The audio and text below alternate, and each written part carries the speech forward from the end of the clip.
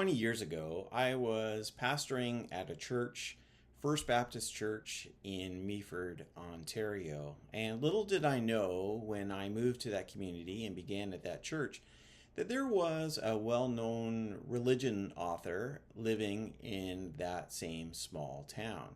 His name was Tom Harpur. Now, you might not have heard of Tom Harpur, but I certainly had.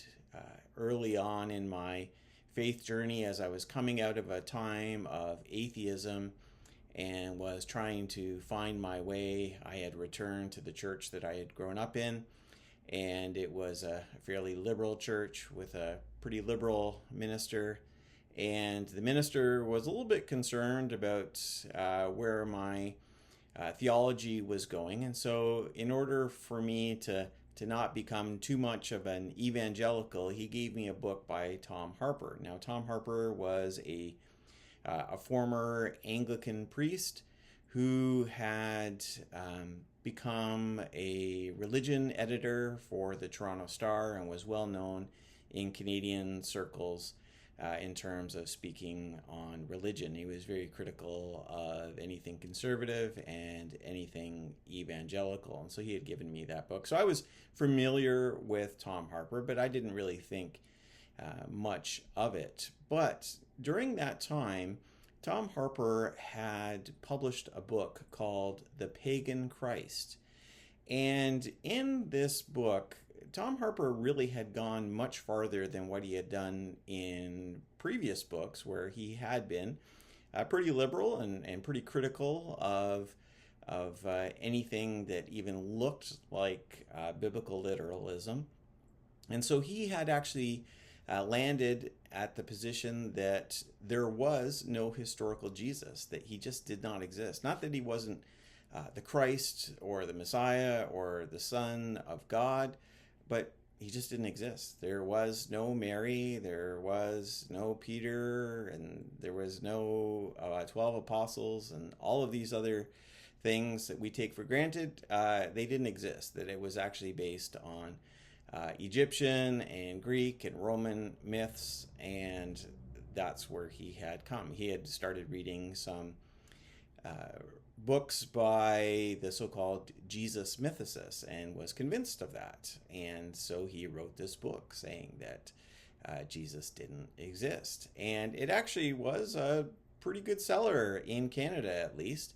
And I'm sure it had an impact around the world. And there were people in our congregation that were concerned. I remember an elderly gentleman in his 90s coming to me with a handful of newspaper clippings where Tom Harpur was making all these claims that Jesus didn't exist, and said, "What are we going to do?" And one of the members of my church said, "What's the clergy doing about this?" Well, I can tell you, in the ministerial that I belong to, the party line was, don't address it, don't talk about it, just ignore it and let it go away. And yet people were being affected by this, and people were getting upset, including people in my congregation.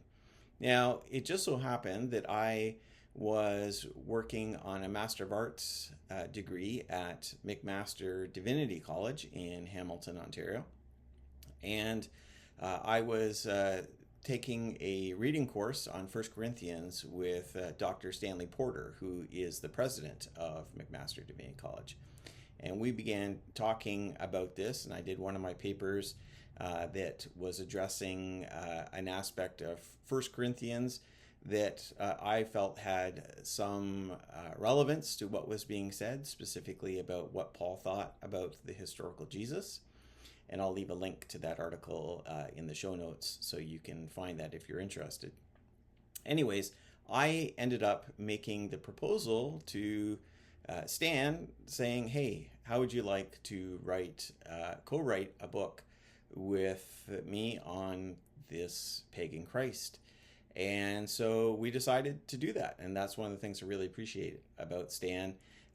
He is a respected academic, but he also was really interested in helping his students to get published, and also to work on things that were relevant to the church, the wider church.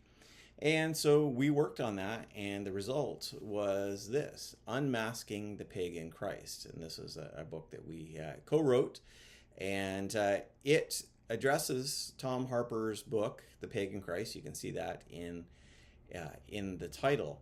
But really, it's not just about Tom Harpur. Tom Harpur has since passed away.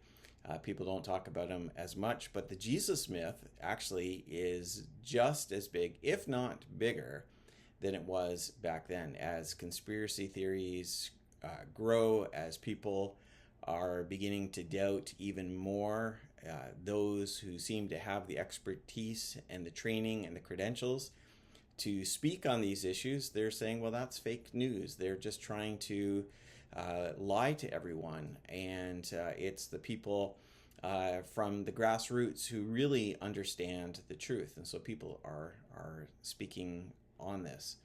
And it seems to be growing, unfortunately. And I continue to write on this, and I have a website called JesusMythTheory.com, in which I try to address different aspects of this. But ultimately, the reason why we wrote this was not just because we wanted something to add to our CV. It'd be good to have something published. Rather, this was a way to bridge the gap between the academy and the church. This was a book that really was for the church. Even though lots of other books, lots of other scholars, academic resources have ended up citing this as an important resource, as it was really an early response to the Jesus myth, because it came out at a time when scholars were saying Jesus myth is so stupid that we're not even going to address it, because why would we bother? It is so obvious that Jesus existed, that he was a historical figure. It's a waste of time. And yet they were so out of touch because people were actually being affected by this. And I know this for a fact because there was one day I was sitting in an office very similar to what I'm sitting in right now. And someone came in, a man and a woman, and the gentleman came and sat down. I did not know them. And he told me his story, that he had read Tom Harpur's book, The Pagan Christ, and had begun to doubt that Jesus existed. This person was a lay preacher, a lay leader in his church. He was ready to give up on everything, because if Jesus didn't exist, why bother? And then he picked up our book and read it. And he read it while he was on vacation. And it just so happened that he was vacationing in, of all places, Meaford, Ontario. And when he got to the end, he saw on the back here that I was in Meaford, Ontario. So he took a chance to see if I was in my office. He came in and he told me that reading this book ended up rebuilding his faith. And he saw that there was a strong foundation, a historical foundation for Jesus, and that the links to the pagan myths were very, very weak.